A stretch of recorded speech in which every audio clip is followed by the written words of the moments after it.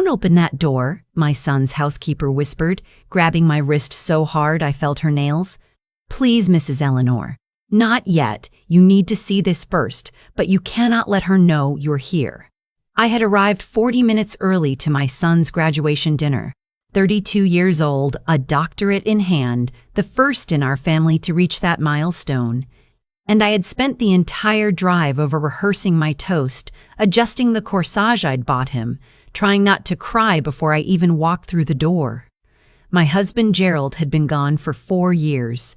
He should have been in that passenger seat.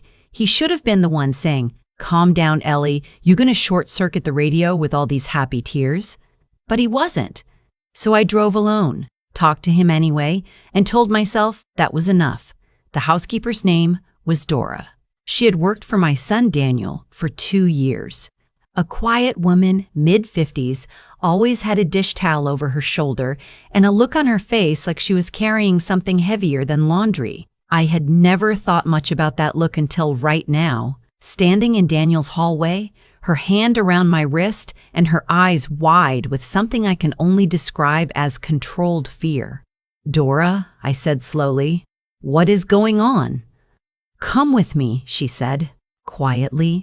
She pulled me through the kitchen, past the refrigerator humming its steady note, past the good dishes she'd already set out for the evening, 8 place settings, candles, the linen napkins Daniel's fiancée Simone had picked out from some catalog that cost more than my first car. She pulled me to the laundry room at the back of the house, eased the door nearly shut, and pointed to the narrow gap between the door and the frame. "Look through there," she said. "Just watch. Don't make a sound." I wanted to tell her she was being dramatic. I wanted to say I had a corsage in my purse and a toast to rehearse and no time for whatever this was. But the look on her face stopped me. I had raised 2 sons. I knew the difference between someone overreacting and someone who had been waiting days for the right moment to tell the truth. I looked through the gap. The living room sat directly in my line of sight. Simone was there. My son's fiancée of 14 months, the woman I had welcomed into my home every holiday for over a year, the woman I had helped pick out an engagement gift for my son to give her, a pearl bracelet that had belonged to my mother. She was on the phone, pacing, her heels clicking that rhythm against the hardwood that I had always found charming before and now felt like a metronome, counting down to something terrible. "It's handled," she said. Her voice was low, clipped, nothing like the warm, lilting way she spoke around Daniel. "He doesn't know anything." "He's not going to know anything?" She stopped pacing. "Because I'm careful, Marcus. I have always been careful." A pause. "I don't care what she said. His mother is a sweet old woman who smiles at everything. She's not a problem." Sweet old woman. I am 63 years old. I ran a dental practice for 28 years. I raised 2 boys on my own after Gerald's first heart attack left him unable to work for 3 years. I have never once in my life been someone's sweet old woman who smiles at everything. And I was certainly not smiling now. "Just make sure the account is clean before Friday," Simone said, "because that's when we sign. And once we sign, it doesn't matter anymore." She laughed, small and private, like she was sharing a joke only she knew the punchline to. "Yes, all of it. That's the whole point." She hung up, straightened her blouse, picked up her wine glass from the coffee table and took a slow, satisfied sip. I stepped back from the door. Dora was watching my face. I must have looked the way I felt because she immediately reached out and steadied me by the elbow. "How long?" I asked. I meant it as a complete question. How long have you known? How long has this been happening? How long has my son been living inside something I couldn't see? Dora seemed to understand all of it. 3 weeks, she whispered. I wasn't sure at first. I didn't want to say something and be wrong. She pulled her dish towel off her shoulder and pressed it between her hands. But then I found the folder. She reached behind the dryer, that specific, deliberate reach of someone who has been hiding something carefully, and pulled out a manila envelope. She held it out to me. My hands were steadier than I expected. I think shock has a way of doing that, narrowing everything down, making the body very calm and very precise right at the moment when the mind is falling apart. I opened it. The first page was a bank statement. Not Daniel's bank. An account I had never seen in a name that was almost Simone's. Same first name, different last name. A last name I didn't recognize. The account had been open for 9 years. 9 years, which was 7 years before she ever met my son. The second page was a lease agreement, an apartment in Phoenix, signed by Simone Lowry, that different last name, and a man named Marcus Bellard. Joint lease. Dated 11 months ago. 11 months ago. Simone had been living in this house with my son for 3 months already. The third page was the one that made me sit down on top of the dryer without deciding to. It was a notarized document, a power of attorney, drawn up 6 weeks ago. It named Simone as the sole authorized agent for all financial decisions related to a property trust. The property trust, when I read further, contained the deed to the building my son had just purchased to open his research consultancy. The building he had spent 8 years saving for. The building, he had told me, the last time we had Sunday dinner together, was the thing he was most proud of. The thing that made all those years of school feel worth it. He had signed it. His signature was right there, in his careful, left-handed script that I would recognize anywhere because I had watched it develop from crayon drawings on the refrigerator to this. He had signed everything over to her. She told him it was for tax purposes, Dora said softly from the doorway. I heard her explain it to him. She had a whole folder of paperwork. She made it sound very normal. I looked up at her. Does he know any of this? About Marcus? About the account? Dora shook her head.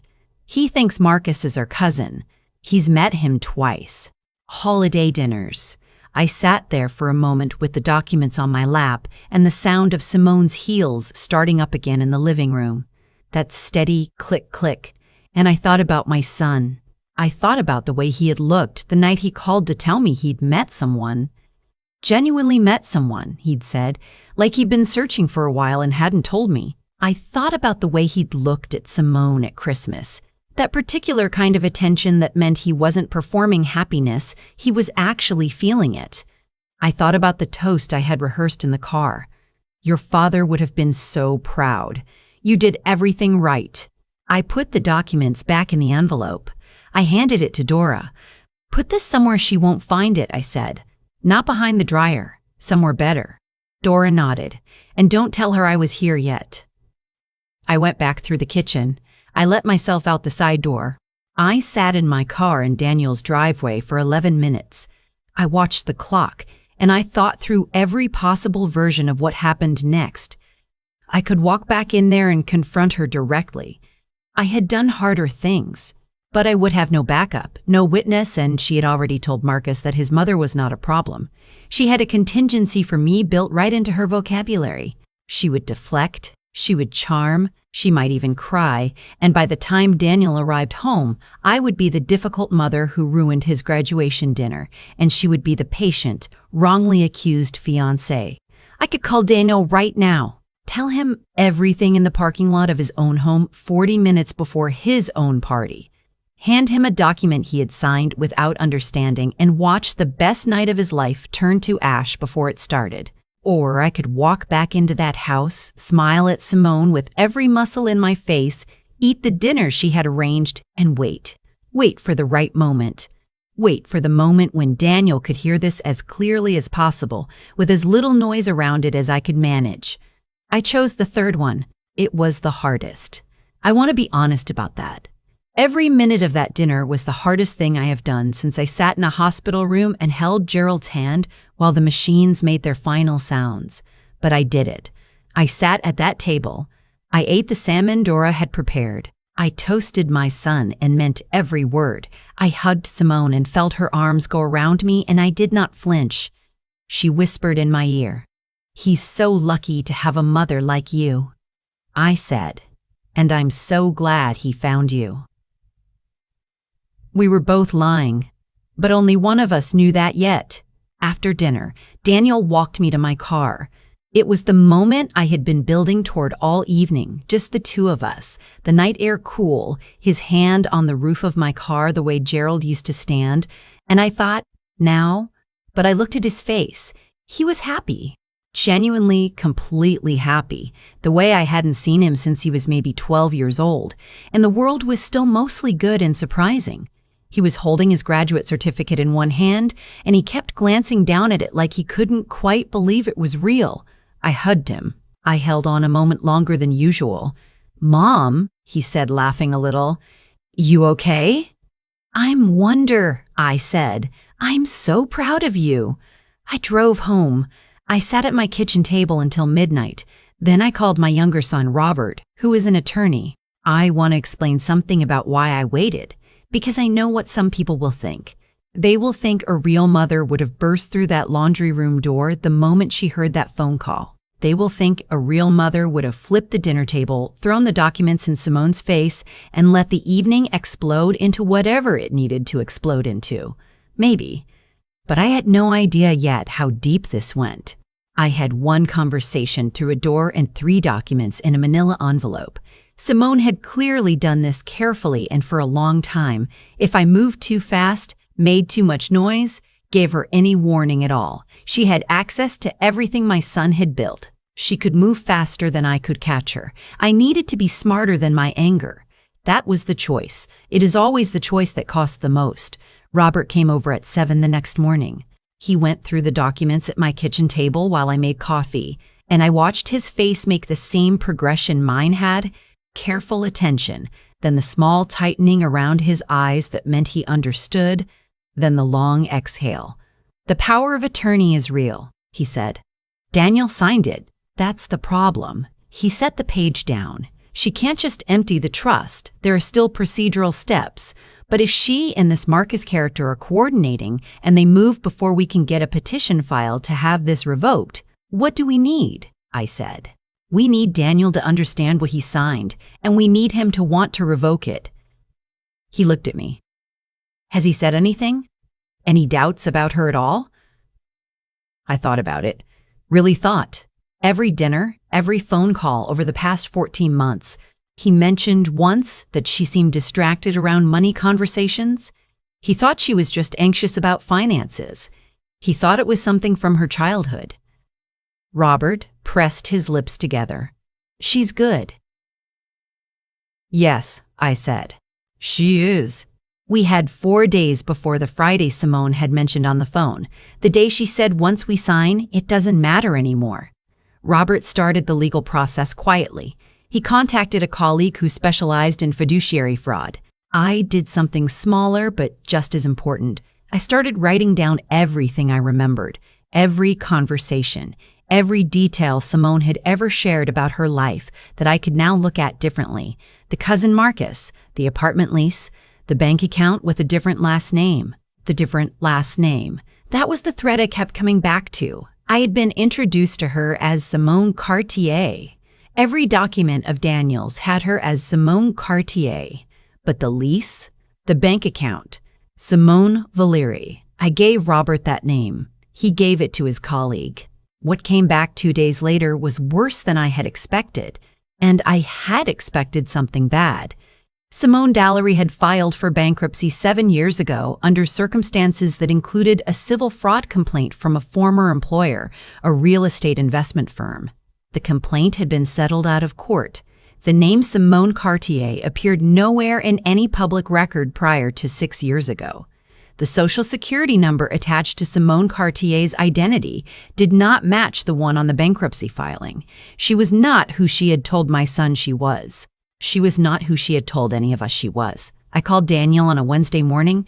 I did not do it over the phone. I drove to his office, his temporary office, a rented suite while he waited for the building purchase to finalize, and I sat across from him at his desk and I told him I needed to show him something. I watched his face. He started with the polite, patient look children give their parents when they expect to be told something they already know. Then the look changed. It changed the way weather changes. You can almost see the moment the pressure shifts. He picked up the bank statement with the name Simone Valerie. He set it down. He picked up the lease. He stared at the name Marcus Bellard for a long time. "Her cousin," he said. It wasn't a question. It was him hearing himself say it and recognizing in real time that he had believed something he now understood he should not have believed. He picked up the power of attorney last. He read it the way you read something that you remember signing, but did not understand at the time. The color left his face slowly, like water draining. "Mom," he said. "I know," I said. "She has access to the building." "Not for long," I said. "Robert is handling it." He was quiet for a moment. Outside his window, the city went on doing its ordinary things. Traffic and voices and a food cart rattling over a seam in the sidewalk. I watched my son sit very still in the middle of all that ordinary noise and absorb something that would rearrange the way he understood the last 14 months of his life. I wanted to fix it. I want to be honest about that too. The almost physical urge to reach across and take whatever was hurting him and put it somewhere he couldn't feel it. I have wanted to do that since he was 3 years old, and learning that the world contained things that could hurt him. I have never been able to do it. That is the specific grief of parenthood that nobody warns you about adequately. "Did she know you were there that night?" he asked finally. "At the dinner?" "No," I said. "Dora helped me." He nodded slowly. He would thank Dora later in a way that I think genuinely surprised her. He is that kind of person. Even in the worst moments, he remembers the people who helped. "What happens now?" he said. "Robert files the petition today," I said. "Your colleague, the one who referred you to the building broker, he's already been contacted in case she tries to accelerate the purchase timeline. And I have every document Dora found, plus the name, plus the bankruptcy record. The fraud complaint." He leaned back in his chair. He looked at the ceiling for a long moment. "I picked out a ring," he said. "I was going to next month. I had it designed. It had her birthstone in it." He stopped. "I didn't know her birthday was probably a lie, too." "There is nothing to say to that. I did not try to say anything. I just stayed to that. I did not try to say anything. I just stayed." Simone was gone from Daniel's house by Friday morning, which is the same Friday she had planned to finalize whatever she and Marcus had constructed. She left before Daniel came home, which tells me she had some signal we never identified. Maybe Dora's manner changed. Maybe something small shifted that her careful attention picked up. She took her personal belongings, the 2 suitcases that had always been kept. Robert later noted as though they were not entirely unpacked. She did not get the building. Robert's petition moved fast enough and the fiduciary fraud documentation was substantial enough that the power of attorney was suspended pending investigation within 48 hours of Daniel and I sitting in his office. The building purchase completed in Daniel's name alone 3 weeks later. He stood outside it on the morning it was officially his and called me, and I drove over and we stood on the sidewalk in front of it together and he said, "Dad would have wanted to see this." "He does," I said. "I promise you he does. There is an investigation ongoing. I will not say more than that, because Robert has told me not to, and I have learned at 63 that there are times to talk and times to let the right people do their work in peace. What I will say is this. People sometimes ask, I have seen the question in various forms from the people in my life who know pieces of this story, why I didn't say something sooner. Why I sat through that dinner. Why I didn't call Daniel from the driveway that night. And the answer is what I said before. I needed to be smarter than my anger, but there is something else. Something I think about in the quiet hours when the house is dark and Gerald's absence is most specific. I did not know that night in the laundry room how certain I should be. I had 3 documents and a phone call through a gap in a door. I had a feeling that had started somewhere below my ribs and worked its way upward like something trying to surface. I knew what I felt. I did not yet know if what I felt was enough. There is a difference between a mother's instinct and a mother's certainty, and that difference matters, because a mother who acts on instinct alone, who burns everything down on feeling without evidence, can cause the same devastation as the person she was trying to stop. I have seen that too. I did not want to be that. I waited until I had both, the feeling and the proof, and then I moved as fast as I could. If you're listening to this story and you are in the middle of that same feeling, that below the ribs knowledge that something is wrong, that someone in your family is being slowly surrounded by something they cannot see, I want you to hear this. You are not crazy. You are not too old or too protective or too involved. Your instinct is not nothing, but give it evidence to stand on. Find the Doris. Find the manila envelopes. Call your Roberts, and then be smarter than your anger. That is the whole lesson. I wish it were simpler. It isn't, but it is enough. And for my son, standing in front of his building on a Tuesday morning with the deed in his hand and his whole future still intact, it was exactly enough.